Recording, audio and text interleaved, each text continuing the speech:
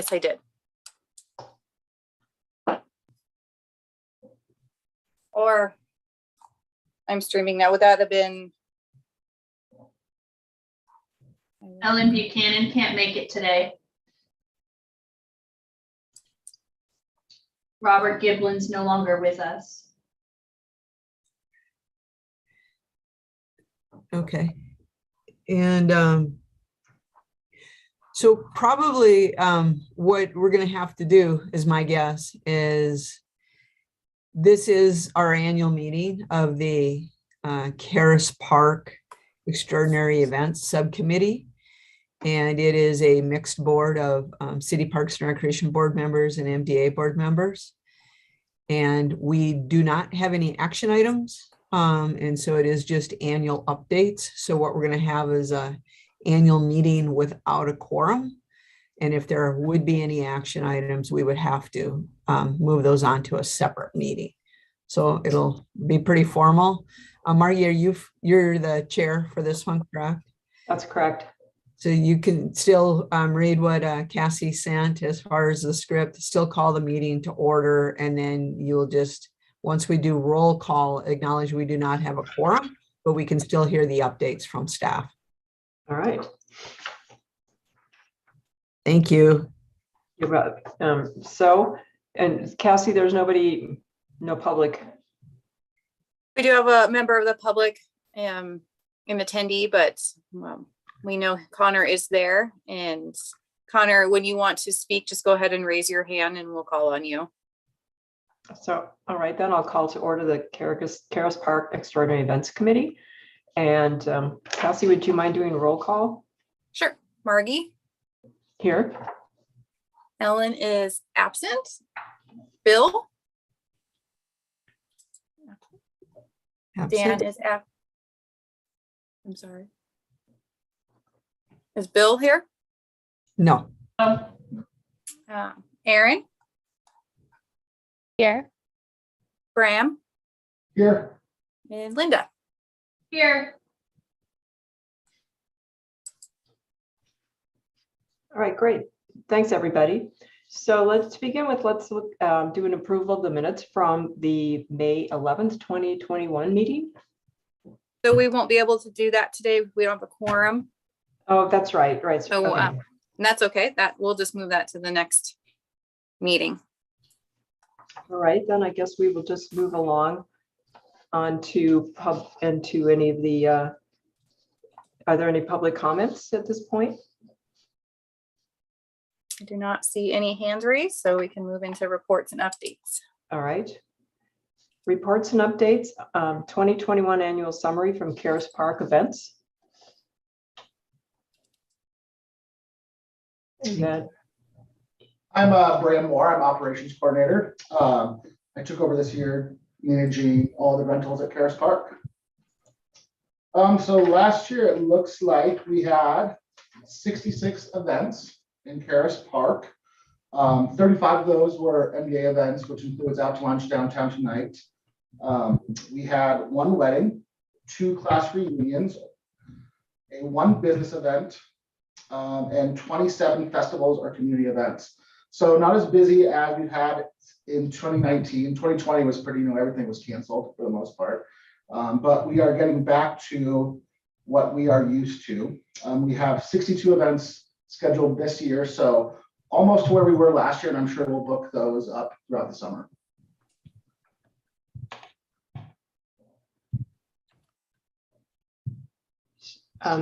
So that actually the next item, Bill, would be 2022 calendar events. And you had just mentioned that there are 62 events coming up. Would you mind going into a little more detail on what type of events you expect to host this summer? Yeah, absolutely. We got 62 events so far. We've only had one. The Special Olympics hosted the Grizz Dip in February, so that was the first one we've had.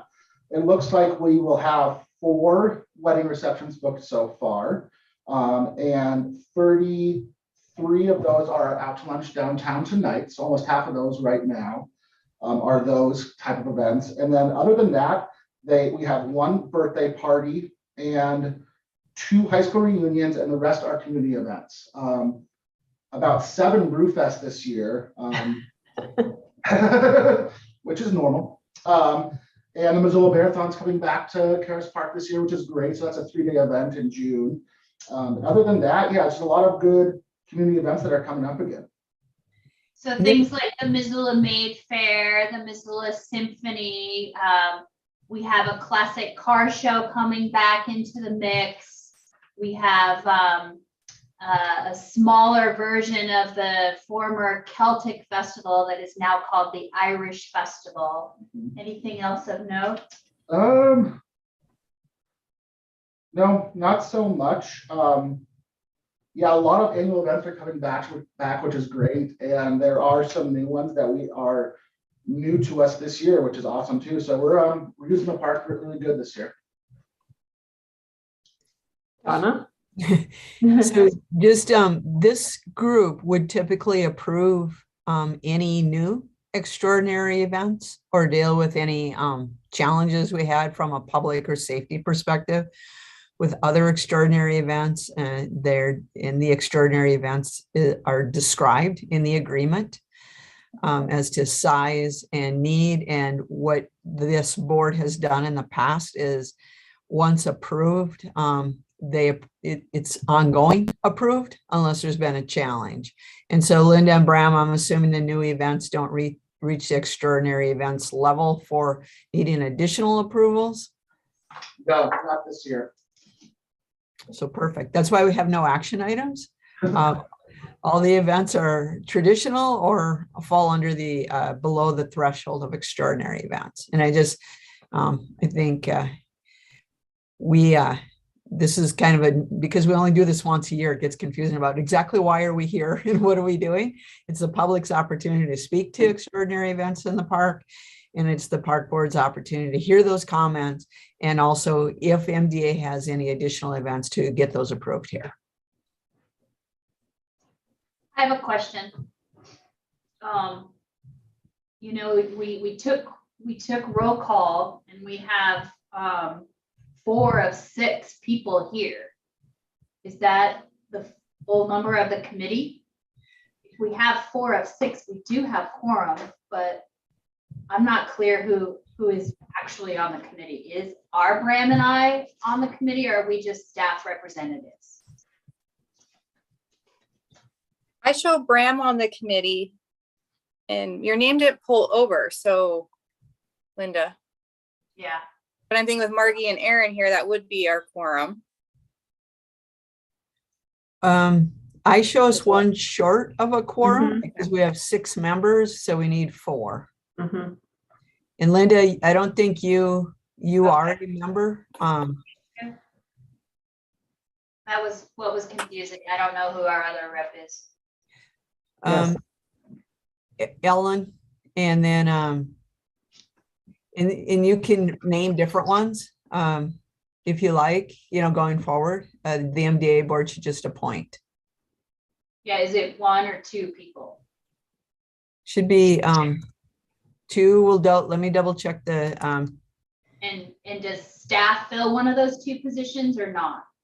I'm looking up the description in the extraordinary events under the Caras Park agreement. So let me find that. Thank you.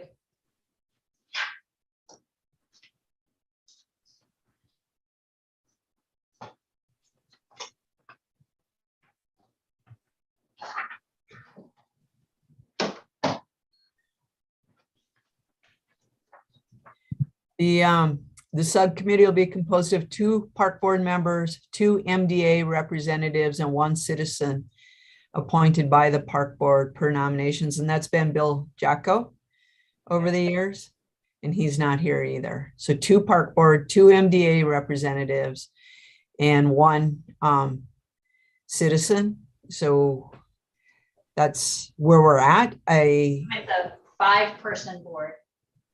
Right. Bram and Ellen are the 2 MDA reps. Yeah, and we're missing Bill. Daniel Carlino is just a liaison Okay. from City Hall or from Okay. City Council. So we have 3 of 5. Mm, If Bram is the MDA's appointed, then yes, we would only be missing Bill Jacko and Ellen Buchanan. So I think we have 3 of 5 and therefore have quorum. Okay. So then we can go back and read the notes. My bad. It's I get a little confused about the staff versus the board with MDA. So my bad. I agree. I understand. So Margie, I guess we can go back to adopting the minutes if you so choose, and then we can continue on to discussion items. All right, well, let's go back and I'm looking for a motion to approve the minutes from last May of 2021 Extraordinary Events Committee meeting. I motion to approve the 2021 minutes.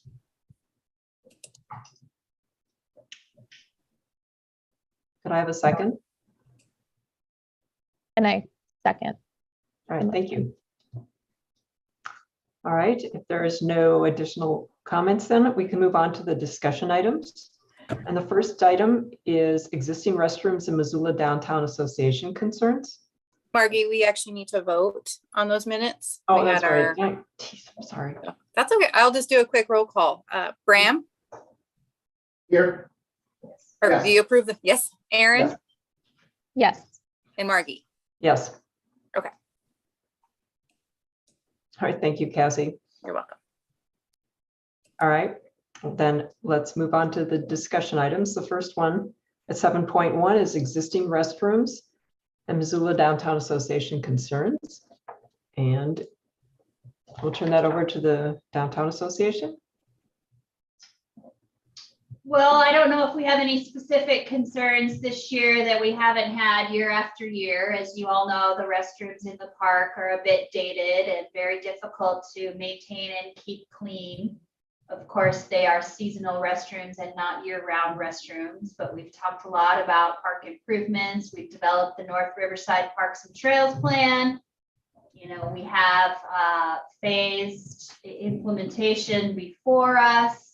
I'm not sure where, you know, in the lineup that the restrooms get redone. I don't think park staff really knows either, but it is something that we need to continue to think about and work on. It's my understanding that the restrooms will be opened later this month. And our first event is May 7th, so we're happy about that. As some of you know, but I'm sure not all of you know, we have taken on additional responsibilities for cleaning restrooms. Parks come in and cleans the restrooms in the mornings, 7 days a week. But oftentimes they get such a high level of use, particularly on Saturdays during the farmers market and other events in the park. We run out of supplies. We have to clean up the restrooms. So, you know, we have taken on additional responsibilities there. And, you know, we have invested in additional supplies. And generally, I think we coordinate pretty well with parks staff on issues. Of course, both organizations have been subjected to a significant amount of employee turnover. So, you know, we're constantly having to retrain and educate our new employees about issues, events, who to communicate with, etc. The restrooms get utilized pretty heavily, not just during events, but general park corridor, river trail utilization. And, you know, we do have good plans for improvements, but probably not in the next 24 months. Kana, anything to add? Yeah, a fantastic partnership. Caras and the string of parks is obviously a priority park for us. It serves so many purposes in our community. The good news is phase 1 of the downtown master plan is under construction. We're super excited about that. We're moving ahead with an agreement with the Montana Department of Transportation related to use of the underbridge, which will connect Caras and East Caras parks. We're working on an agreement with Northwest Energy, and hopefully that'll result in big art on the wall that surrounds the substation at Patty. Don't have a timeline on the restrooms yet. Super high priority, like I said. We envision something similar to the Bella Vista restrooms out at Fort Missoula when we do build them.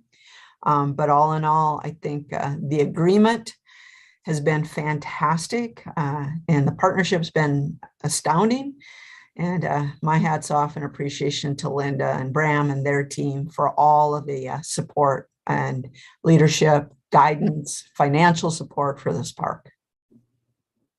Just so the rest of you know, the Missoula Downtown Foundation, which is one of the 3 organizations that we run out of our office, raised and invested $750,000 into these phase 1 improvements. And, you know, that included a little over $100,000 that we approved last month for the shade canopy system over the amphitheater seating, which we hope will come in late June or early July. That's Margie, I know awesome. that we have a hand up in the attendees. And we don't have an active item, so I'm assuming it might be a question from before. Go ahead, Okay. Lau. Connor, you're unmuted. Yeah, I just wanted to ask a question about the Caras Park construction and scheduling events. Have you seen any difficulties with that? Is everything still going as planned? The construction project is going as planned. We have not been able to book any events in, you know, March or April. Normally we have events during those months, but we knew we were going to be under construction.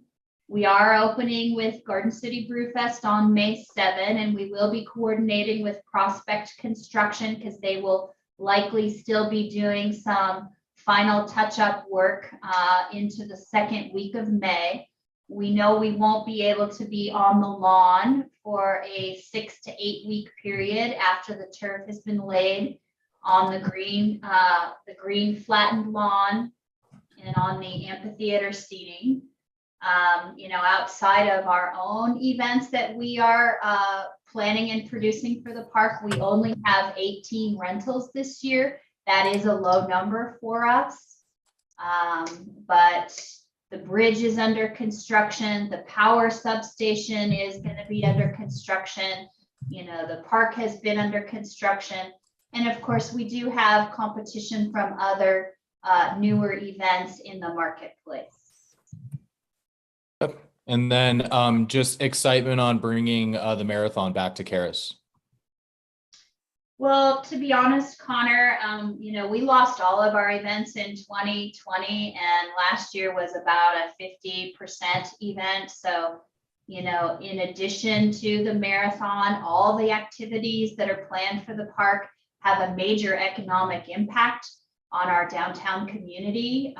You know, this is our city center town square, and we very much look forward to welcoming back all of our, you know, event attendees and guests, and, you know, things like Symphony in the Park and the marathon, and, you know, a full season about to launch in downtown tonight, the Missoula Maid Fair. They're all, you know, we're so excited and thrilled to have them come back to downtown Missoula, and I know our businesses will be happy to have them there as well. Cool. You're all good. Thank you. Thank you for your interest. I'm just letting everybody know we have about 5 minutes left remaining. I know we touched on a few other discussion items, but I will turn it back over to Margie. All right, thank you, Cassie, for keeping us, reminding me of the time. Yep. And so the second discussion item is 7.2 Downtown Master Plan Update. And I think you gave us a fair amount of an update. Unless there's anything else you'd like to add, we could. I would add that, you know, we're really focused on 2 additional projects. One, we're working with Parks and Recreation on a major EDA grant for the Brennan's Wave riverfront access site.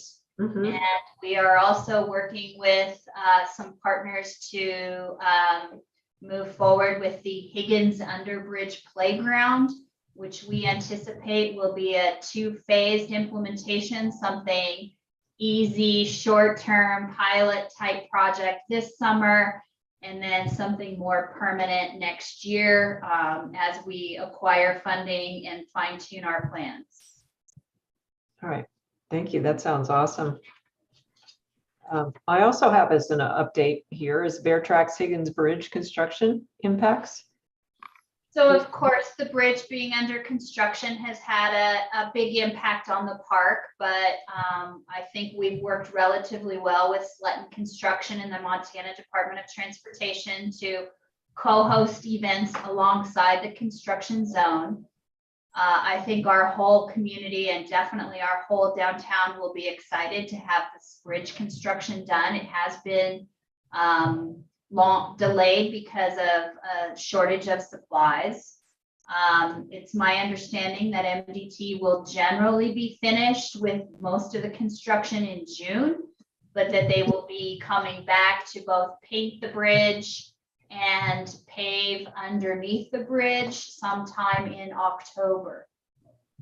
And then we are also working with a group of volunteers in the community on the dedication of the Bear Tracks Bridge, which will require significant interpretive panels that we're struggling to find the perfect place for, as well as a ceremony on July 16, when the Department of Interior Director will be in Missoula for that ceremony. They are looking at closing down the bridge and having a major event on that Saturday. So we're trying to accommodate the requests. All right. Those were all the discussion items we have listed for today, unless there's anything quick anyone else would like to bring up. If not, then I thank everybody for their attendance, and I move that we adjourn. I mean, I don't move, but I have somebody to move that we adjourn the meeting.